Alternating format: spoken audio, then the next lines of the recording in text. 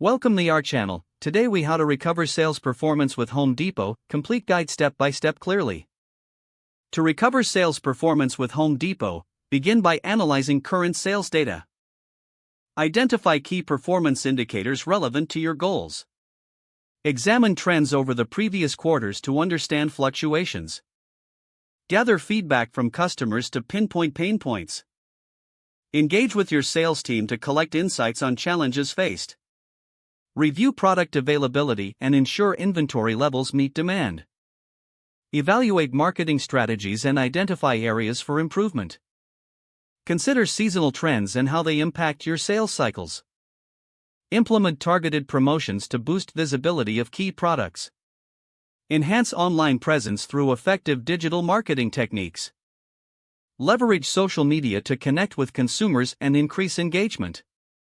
Host in-store events to attract local customers and drive foot traffic.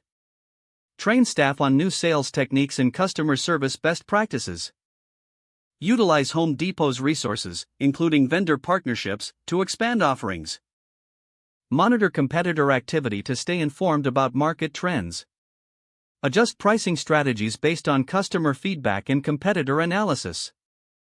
Promote loyalty programs to encourage repeat business. Track the effectiveness of changes implemented and adjust as necessary. Set clear goals for recovery and regularly review progress. Encourage team collaboration to foster a unified approach to challenges. Maintain open communication with upper management for support and resources. By following these steps, you can effectively work towards recovering sales performance with Home Depot.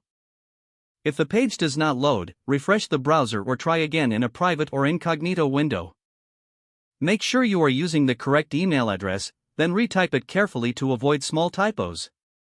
If your password is not accepted, use the reset option and create a new strong password you can remember. Check your spam folder for verification or security emails, then complete any requested confirmation steps.